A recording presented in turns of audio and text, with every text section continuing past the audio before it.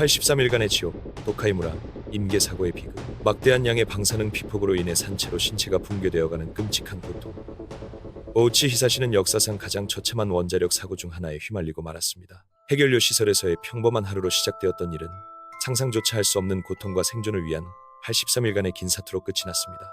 1999년 9월 30일, 일본 도카이무라 해결료 재처리 공장, 기술자인 오우치 히사시와 시노하라 마사토, 그리고 그들의 감독관인 요코카와 유타카는 여느 때와 다름없이 위험한 우라늄 물질을 준비하고 처리하는 일상적인 업무를 시작했습니다. 많은 사람이 잘못된 직장 문화의 폐해에 대해 알고 있지만 일본인 만큼 이를 뼈저리게 이해하는 이들도 없을 것입니다. 오우치와 그의 동료들은 기업의 탐욕, 절차, 무시, 그리고 작업자의 안전을 경시하는 일본 특유의 뿌리 깊은 노동 문화 속에서 마감 기한을 맞추기 위한 죽음의 질주에 내몰려 있었습니다. 당시 일본은 에너지 경제의 대부분을 해외 수입에 의존하다가 자체 에너지원 확장의 필요성을 절감하고 있었습니다. 이는 에너지 산업 전반에 극심한 압박을 가했고 결과적으로 오우치와 같은 현장 노동자들을 위험으로 내몰며 자살률 증가라는 사회적 문제까지 야기했습니다. 도카이 원자력 발전소는 일본 최초의 상업용 원전이었습니다. 이곳의 연료는 JCO 일본 핵연료 변환 주식회사가 운영하는 도카이무라 시설에서 처리되었습니다. 도카이무라의 작업자들은 육불화 우라늄을 농축 이산화우라늄으로 변환하고 이를 다른 시설에서 펠릿 형태로 가공한 뒤 튜브에 밀봉하여 원자력 발전의 주원료인 연료봉으로 조립하는 공정을 맡고 있었습니다. 하지만 이날 벌어진 참사는 단순한 부주의로 치부할 수 없는 것이었습니다. 올바른 지식의 부재와 작업자 안전에 대한 무관심은 곧 그들에게 최악의 악몽이 되어 돌아왔습니다. 운명의 그날, 오우치와 동료들은 평소처럼 하루를 시작했습니다. 원전 기술자의 주요 업무 중 하나는 세 가지 핵심 단계를 통해 우라늄 혼합을 관리하는 것입니다. 첫째, 용해 탱크에서 자동화 시스템이 5% 농도의 우라늄 분말과 질산을 혼합합니다. 둘째, 원통형 완충 탱크를 통해 우라늄이 우발적인 임계 핵분열, 연쇄 반응 상태에 도달하는 것을 방지합니다. 또한 이 탱크는 우라늄이 마지막 단계인 침전조로 유입되는 속도를 조절합니다. 이 과정에서 발생하는 엄청난 열을 제거해야 하기에 기술자들은 탱크를 감싸는 냉각수 재킷을 활용하여 마지막 혼합 과정을 신중하게 감독해야 합니다. 그러나 사고 3년 전, JCO는 급증하는 연료봉 수요를 맞추기 위해 생산 속도를 높이고자 공정 절차를 임의로 변경했습니다. 그들은 규제 당국의 승인을 무시하고 핵심 단계를 건너뛰었으며 자동화 장비 대신 스테인리스 양동이에 우라늄 가루를 직접 붓고 섞는 불법적인 방식을 허용했습니다. 설상가상으로 연료봉 생산 일정이 지연되자 이미 과로에 시달리던 기술자들에게는 더 큰 압박이 가해졌습니다. 결국 그들은 위험한 공정을 더욱 무모하게 서둘러 처리하기로 결정했습니다. 심지어 효율성을 높인다는 명목으로 보호장비조차 착용하지 않은 채 간편한 평상복 차림으로 작업에 임했습니다. 바로 이 순간 상황은 돌이킬 수 없는 위험 속으로 빠져들었습니다. 오전 10시 35분경 닥쳐올 재앙을 전혀 감지하지 못한 채 오우치와 시노하라는 스테인리스 양동이에 우라늄 분말을 섞기 시작했습니다. 하지만 그들은 법적 허용 농도의 7배가 넘는 양을 쏟아부었습니다. 요코카와가 책상에서 공정을 감독하는 사이 시노하라는 용액 붓는 것을 돕기 위해 플랫폼 위에 섰고 오우치는 침전조 위로 몸을 숙였습니다. 갑자기 감마선 경보가 울리기 시작했습니다. 그들의 치명적인 실수는 통제 불능의 핵연쇄 반응을 촉발했습니다. 체렌코프 방사광이라 불리는 푸른 섬광이 방안을 가득 채웠고 엄청난 양의 에너지와 감마 입자가 방출되어 주변 지역을 치사량의 방사선으로 맹폭격했습니다. 핵분열 연쇄 반응으로 인한 갑작스러운 에너지 폭발은 전자와 같은 하전 입자가 빛보다 빠르게 이동하게 만들며 눈부신 푸른 충격파를 생성했고 이는 곧 파멸적인 결과를 초래할 통제불능의 핵분열이 일어났음을 확인시켜 주었습니다. 원자력 관련 종사자의 연간 안전 피폭 한도는 25mSv MSV입니다. 하지만 이 사고로 3명의 작업자는 도합 약 30mSv라는 엄청난 양의 방사선에 피폭되었습니다. 폭발 반응에 가장 가까이 있었던 오우치는 17mSv 이상을 흡수하며 가장 많은 방사선에 노출되었고 반면 시노하라는 10mSv를 비교적 거리가 떨어져 있던 요코카와는 3mSv의 방사선에 노출되었습니다. 세 사람은 즉시 현장에서 탈출을 시도했으나 전신을 불태우는 듯한 끔찍한 고통으로 인해 누구도 멀리 도망칠 수 없었습니다. 급격한 메스꺼움과 호흡 곤란이 덮쳐오는 가운데 오우치와 시노하라는 재염실로 향했습니다. 그곳에서 오우치는 심하게 구토하다 결국 의식을 잃고 말았습니다. 사태의 심각성을 인지한 공장 관계자들은 추가 피폭을 막기 위해 즉시 전 직원을 대피시켰습니다.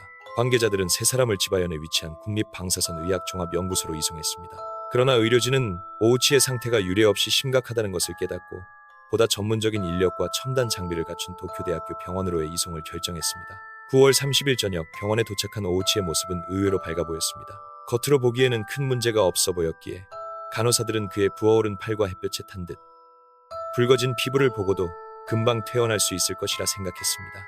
하지만 겉모습은 철저한 기만이었습니다. 아무도 상상하지 못했습니다. 이것이 역사상 가장 처참하고 고통스러운 죽음의 서막에 불과하다는 사실을 말입니다. 설상가상으로 JCO 관계자들은 오우치와 동료들을 일찍 퇴근하기 위해 제멋대로 규정을 어긴 어리석은 자들로 매도했습니다. 시간을 아끼려 자발적으로 양동이에 우라늄을 섞었다는 것입니다. 오우치의 긍정적인 태도와는 달리 그의 몸속 상황은 이미 절망적이었습니다. 사고 경위를 전해들은 병원 의료진은 즉시 골수 생체 검사를 실시했습니다. 인체는 염색체 내의 DNA 설계도에 따라 끊임없이 노화된 세포를 새로운 세포로 교체합니다. 이 자연적인 복구 메커니즘 없이는 인간은 생존할 수 없으며 오우치 또한 예외가 아니었습니다. 검사 결과를 받아든 의료진은 경악을 금치 못했습니다. 세포의 근본적인 메커니즘이 회복 불가능할 정도로 파괴되어 있었기 때문입니다. 오우치의 염색체는 방사선 폭격으로 인해 발갈이 찢겨나가거나 기형적으로 융합되어 본래의 형태를 찾아볼 수 없었습니다. DNA가 완전히 파괴되어 신체의 재생 능력 자체가 소멸한 것입니다. 의료진은 이것이 단순한 방사선 병이 아님을 직감했습니다. 오우치가 겉보기에 멀쩡해 보였던 이 기간은 의학적으로 걸어다니는 유령 워킹 고스트 페이스라 불리는 단계였습니다.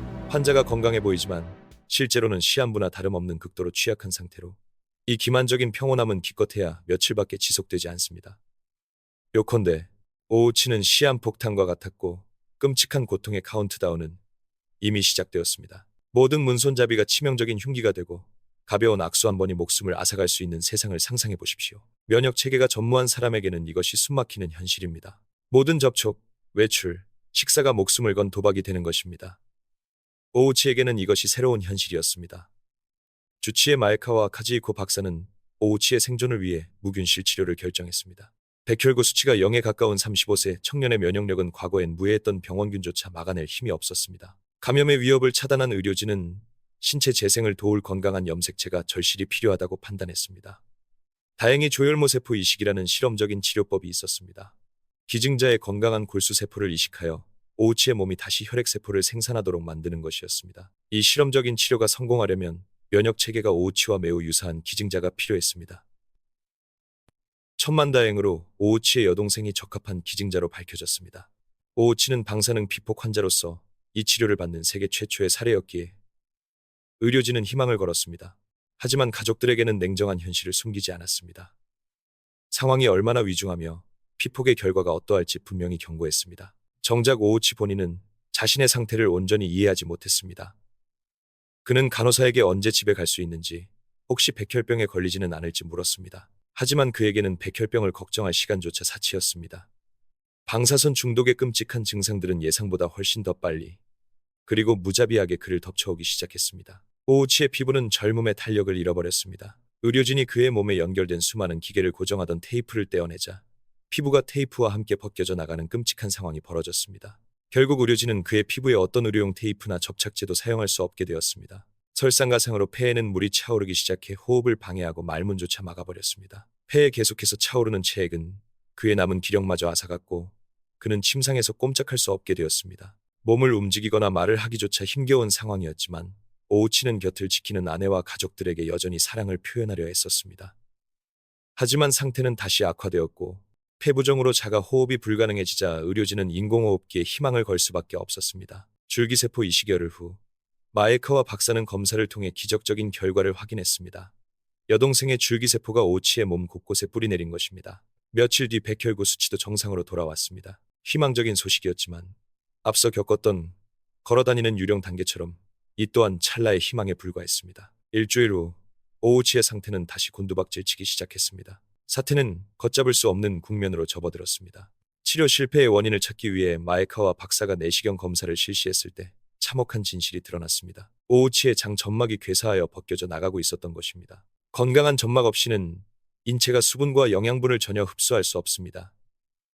이는 곧 기아나 탈수로 인한 죽음을 의미했습니다. 하지만 더 절망적인 소식이 기다리고 있었습니다. 의료진의 정밀 조사 결과 오우치의 몸에 남아있던 잔류 방사능이 이식받은 건강한 줄기세포마저 공격하여 파괴하고 있었던 것입니다. 결국 면역체계 재생은 수포로 돌아갔습니다. 이제 오우치는 이번 당시보다 훨씬 더 끔찍한 상황에 놓이게 되었고 고통은 기하급수적으로 커졌습니다. 장 기능을 완전히 상실한 그는 하루에 3리터에 달하는 설사를 쏟아냈습니다. 장점막의 손실로 인해 심각한 내부 출혈이 시작되었고 출혈량이 너무 많아 하루에 10번이나 수혈을 해야만 했습니다. 끊임없는 격통을 잠재우기 위해 마약성 진통제인 펜타닐을 지속적으로 투여해야 했습니다. 피부는 물집이 잡히고 벗겨져 체액을 붙잡아 둘 수 없게 되었습니다. 심각한 탈수 위험 속에서 의료진은 매일 손실되는 10리터의 수액을 보충하기 위해 필사적으로 매달렸습니다. 병원 직원들은 체액 보존을 위해 오우치의 전신을 붕대로 감았습니다. 하지만 붕대를 교체할 때마다 진물이 흐르는 피부가 함께 벗겨져 나와 상황은 더욱 악화되었습니다. 손실되는 체액량이 너무 많아 의료진은 보충해야 할 양을 알기 위해 빠져나가는 양을 일일이 측정해야 했습니다. 전신의 붕대를 교체하는 데만 반나절이 걸리는 지옥 같은 시간이 반복되었습니다. 마에카와 박사는 최후의 수단으로 피부 이식을 시도했지만 심각한 탈수와 무너져 내리는 피부 조직 때문에 이식표는 붙지 않았습니다. 고통은 참을 수 없는 지경이었지만 가족들은 여전히 희망의 끈을 놓지 않았습니다. 어느 시점부터 오우치는 눈을 뜨지도 감지도 못하게 되었고 간호사들은 그가 피눈물을 흘리는 모습을 목격하기도 했습니다. 의료진은 차마 입 밖으로 내지 못했지만 오우치의 시간이 얼마 남지 않았음을 직감했습니다. 마에카와 박사와 의료진은 매일같이 사투를 벌였지만 노력은 수포로 돌아갔습니다. 이번 2달이 지나도록 차도는 없었고 오우치는 상상조차 할 수 없는 고통을 겪었습니다. 그는 한계에 다다랐고 단지 집으로 돌아가고 싶어 했습니다. 결국 고통이 감당할 수 없을 정도로 커지자 의료진은 그를 의학적 혼수 상태에 빠뜨렸습니다. 하지만 일시적인 안정도 잠시 장기들이 하나둘 기능을 멈추기 시작했습니다. 먼저 심장에 문제가 생겼습니다. 끊임없는 신체적 스트레스로 인해 그의 심장은 마치 100m 전력 질주를 하듯 평소보다 2배나 빠르게 뛰다가 결국 멈춰섰습니다. 심폐소생술 거부, 동의가 없었기에 의료진은 그를 다시 살려냈습니다. 하지만 심장이 다시 뛰기 시작했을 때 뇌와 장기들은 이미 회복 불가능한 상태였습니다. 간과 신장이 멈췄고 그는 기계에 의존해 간신히 생명만 유지하는 상태가 되었습니다. 마지막 순간이 임박했음을 직감한 마에카와 박사는 가족들과 마주 앉았습니다. 그는 오우치의 고통을 이제 그만 끝내주기 위해 가족들에게 심폐소생술 거부 뒤의 날 동의서에 서명할 것을 어렵게 설득했습니다. 그리고 1999년 12월 21일 획기적인 줄기세포 이식, 피부 이식 그리고 끊임없는 수혈까지 의료진이 할 수 있는 모든 노력을 쏟아부었음에도 불구하고 오우치의 몸은 끝내 회복되지 못했습니다. 사인은 다발성 장기 부전이었습니다. 길고 길었던 고통의 사슬이 끊어지고 성실했던 35세의 가장은 마침내 영원한 안식을 찾았습니다. 함께 사고를 당했던 시노하라 역시 방사선 피폭 후유증을 이기지 못하고 사망했습니다. 위험한 수준의 방사선에 노출되었던 요코카와는 생존했지만 사고를 초래한 태만과 책임으로 인해 무거운 법적 심판을 피할 수 없었습니다. 이 사고로 약 49명의 작업자가 방사능에 피폭되었습니다. 요코카와를 포함한 제이시오 관계자 6명은 업무상 과실치사 및 원자력 안전법 위반 혐의로 기소되었습니다. 회사는 피해를 입은 지역 주민과 사업체에 대한 보상으로 126억엔 한화, 약 1영억 원 이상을 지불해야 했으며 얼마 지나지 않아 사업 면허를 취소당하고 역사의 뒤안길로 사라졌습니다.